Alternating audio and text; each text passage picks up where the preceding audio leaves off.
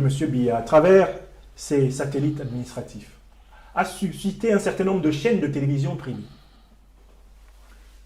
qui sont cofinancées d'ailleurs par certains potentats d'Afrique centrale, comme Afrique Média, comme Vision 4, etc. On sait que ces chaînes sont en réalité financées par les régimes, et notamment le régime camerounais. Ces chaînes ont quoi comme mission?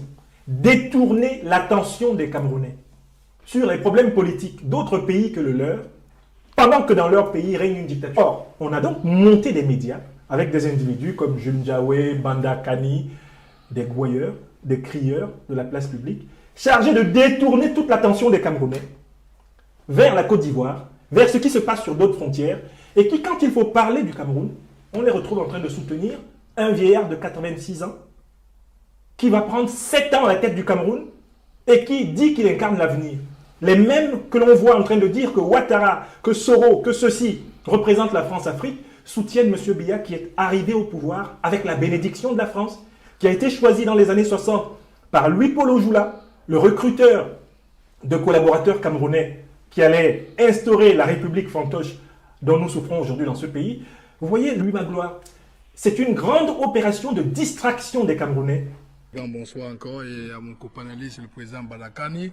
Et tout. Sans oublier aussi, permettez-moi de faire cette grande parenthèse parce que Afrique Média rime avec le nom Cameroun et le Cameroun rime avec le nom Afrique.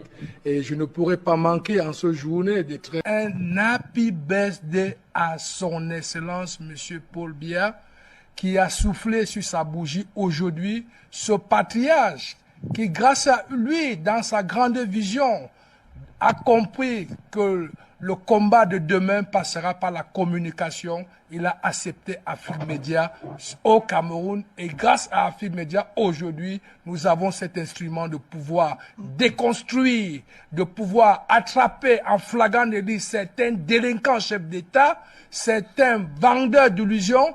Aujourd'hui, nous pensons que, au nom de toute la jeunesse camerounaise et panafricaine, nous souhaitons un grand happy birthday à ce grand patriarche. Courage, détermination, grand visionnaire, l'homme intègre. Nous sommes avec vous et nous sommes très heureux d'être avec vous. Monsieur Macron, il y a Paul Biya qui tue les Camerounais, monsieur Macron.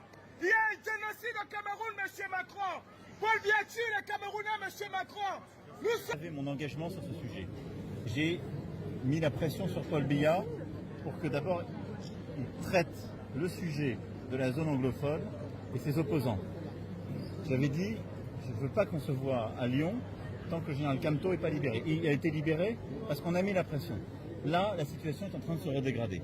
Je vais appeler la semaine prochaine le président Biya et on mettra le maximum de pression pour que cette situation cesse. Je suis totalement au courant et totalement impliqué sur les violences qui se passent au Cameroun et qui sont intolérables. Donc je voulais vraiment...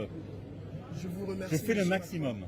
Je vous remercie, monsieur Macron. Nous sommes très clairs. Simplement, la France, elle est toujours prise dans un rôle, si je puis dire, compliqué en Afrique. Nous sommes un État de droit, nous défendons l'État de droit partout. Mais quand en Afrique, un président français dit tel dirigeant n'est pas démocratiquement élu, les Africains disent mais de quoi venez-vous vous mêler? Vous n'avez pas à nous donner la leçon. Donc moi, j'ai dit le président Biya, je lui ai dit, il doit rouvrir le jeu, il doit décentraliser, il doit libérer les opposants politiques, il doit faire respecter l'état de droit. Je mettrai tout ce qui est en mon pouvoir pour le faire, je veux vraiment que vous le sachiez. Mais il y a une dernière doléance, monsieur le président. Il y a des opposants au Cameroun, il y a une femme, Rosa Ndimeni, qui est en prison tout simplement parce qu'elle a demandé le boycott. Est-ce que vous pouvez faire qu'on libère ces gens? Parce qu'on sait que quand vous passez un coup de fil à monsieur Biya, il le fait. J'espère. Quelques mois plus tard, la France, qui est censée être à la base de tous les problèmes du Cameroun, décide de venir dans ce Cameroun-là. On mobilise toute la jeunesse. On danse le bikoutsi.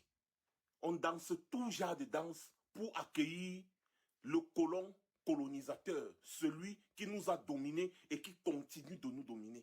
Celui qui empêche le Cameroun de se développer. On dépense l'argent du contribuable pour déplacer les gens un peu de partout, pour aller accueillir le bourreau, qui est fou. Ce sont des roublards. Nous tous, nous le savons. Nous le décrions ici tous les jours.